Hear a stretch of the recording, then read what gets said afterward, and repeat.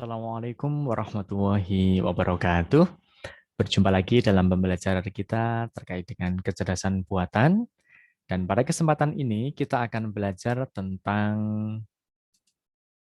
blind set nih ya. Nah, salah satu dari metode blind set yang kemarin sudah kita pelajari yaitu adalah breadth first search, yaitu adalah pencarian melebar pertama. Dan pada kesempatan ini kita akan belajar tentang depth first search ya, pencarian mendalam pertama. Artinya yang kemarin sifatnya adalah melebar seluruh node kita cek. Dan sekarang kita akan belajar pencarian mendalam pertama. Jadi kita akan menggunakan kaidah proses pencariannya secara mendalam, tidak melebar. Nah, bagaimana konsep dari DFS ini ya? Nah, kita lihat. Konsep DFS itu pencarian akan dimulai dari root menuju ke level yang lebih tinggi. Artinya dimulai dari akar juga, kemudian menuju ke level yang lebih tinggi. Artinya dari akar, kemudian menuju ke level selanjutnya, dan level selanjutnya. Artinya semua level tidak perlu diselesaikan dahulu. Ya, artinya dia akan menuju level 1, terus level kedua, dan seterusnya. Proses pencarian dilakukan pada semua anak cabang yang paling kiri. Mulainya dari kiri juga, sampai level paling dalam, jadi level dari sebelah kiri diselesaikan dulu sampai ke level yang paling dalam. Apabila belum ditemukan solusinya, maka pencarian berpindah ke level sebelumnya pada anak cabang di sebelah kanannya. Nah, barulah ketika sebelah kiri semua dicek tidak ada, maka akan berpindah ke sebelah kanannya. Apabila pada cabang yang paling kiri tidak ditemukan solusi, maka node yang kiri dihapus dari memori. Artinya tidak perlu disimpan. Karena apa? Sudah jelas tidak ada solusi pada percabangan tadi. Karena sudah dicek dan tidak ada percabang, tidak ada solusinya atau tidak ada goal-nya gitu ya. Maka dihapus dari memori. Proses ini diulangi terus-menerus hingga ditemukannya suatu solusi. Nah, secara pohon konsep dari DFS kita bisa melihat ya bahwa perjalanannya merupakan dari S kemudian menuju ke A ya, percabangan dari kiri, kemudian level selanjutnya adalah B, kemudian C, kemudian E dan Z. Maka seperti itu. Kalau Z ini merupakan suatu goal atau tujuannya, maka sudah selesai. Artinya sekali proses pencarian mendalam pertama langsung ketemu. Tapi kalau misalkan seandainya Z ini bukan suatu solusi, ya, maka dia akan kembali ke percabangan sebelumnya. Nah, algoritma dari DFS ya sama, kita buat suatu antrian juga, queue ya. Kemudian inisialisasi node pertama dengan root dari pohon yang sudah kita buat. Jika akar tidak sama dengan goal, maka node dihapus dan diganti dengan anak-anaknya dengan urutan L child, ya, little child, gitu ya. Kemudian jika root ini sama dengan goal, artinya akar ini sudah sama dengan tujuan, maka dihentikan. Jadi secara struktur datanya bisa kita lihat, kalau S tidak sama dengan Z, maka S akan bercabang ke A sama B, ya. Kemudian A ini kalau belum sama dengan Z, maka A akan bercabang ke B sama D. Dan B belum sama dengan Z, maka akan bercabang ke C akan bercabang ke E akan bercabang ke Z. Selesai. Jadi kita akan melihat di sini ya, bahwa yang terbentuk ya, node yang dibangkitkan hanya sedikit aja. Berarti SAB gitu ya. Kemudian BDB, CDB, EDB, ZDB. Sangat sedikit. Karena sangat sedikit, pastinya memori yang dibutuhkan juga sangat sedikit juga. Karena yang disimpan juga sedikit, kan gitu. Nah, sehingga akan memberikan suatu kelebihan dari DFS itu. Kelebihannya apa? Membutuhkan memori yang relatif kecil, karena tidak semua node disimpan.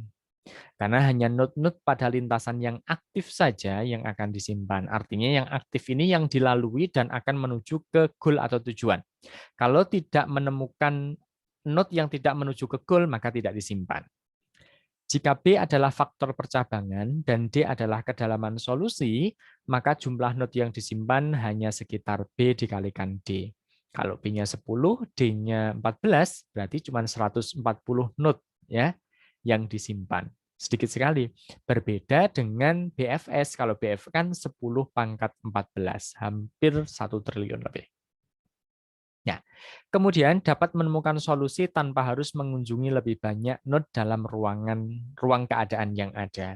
Karena kita buat suatu pohon keadaan ini, ya tujuannya apa? Untuk memperjelas bagaimana ruang solusi yang akan kita temukan, kan gitu. Nah, tapi tidak perlu dicek semuanya. Berbeda ketika kita BFS. BFS itu dicek satu persatu setiap level yang ada. Pastinya juga ada kekurangan. Kekurangan dari DFS ya, kemungkinan bisa terjebak pada optimal lokal atau lokal optimally ya, jika DFS memiliki sifat tidak optimal. Jadi DFS ini sifatnya tidak optimal. Berbeda kalau BFS. Kalau BFS optimal ya. Tapi kalau DFS tidak optimal. Karena apa? Mungkin dia akan terjebak pada optimal lokal. Artinya ketika mencari mendalam pertama menemukan solusi selesai karena tidak ngecek keseluruhan. Kan gitu. Hanya akan menemukan satu solusi dalam setiap pencarian. Ya, satu selesai, satu ketemu, selesai. Berbeda ketika kita BFS ya, karena kalau BFS kan dicek seluruhnya. Apabila tree yang dibangkitkan mempunyai level sangat dalam, atau misalnya sampai tak hingga, maka tidak ada jaminan menemukan suatu solusi. Jadi DFS memiliki sifat tidak komplit. Ya, memiliki sifat tidak komplit. Akan tapi memorinya sedikit ya. Berarti space complexity-nya bagus ya dan time complexity-nya juga bagus. Kenapa? Tidak perlu ngecek keseluruhan node yang ada. Jadi waktunya pun juga semakin cepat. Nah, contohnya, ketika diminta untuk menentukan solusi dari S menuju ke Z ya, tapi menggunakan kaidah DFS ya, maka caranya hampir mirip seperti BFS ya, di mana kita akan membentuk graf pohon dulu. Nah, dalam bentuk graf pohon ini harus diperhatikan, jangan sampai ada level yang berkebalikan atau terbalik. Artinya dari level 1 balik lagi ke level 0 atau yang lainnya. Pastinya dari level 0, 1, 2, dan seterusnya. Kan gitu. Kemudian, caranya bagaimana? Nah, caranya kita akan menggunakan dari akar ya. Proses pencariannya dari akar. Kemudian kita akan mulai dari sebelah kiri, kemudian menuju level selanjutnya, dan seterusnya sampai mendalam. Ya, berarti dari S ke A, kemudian ke B, terus C, E, sama Z.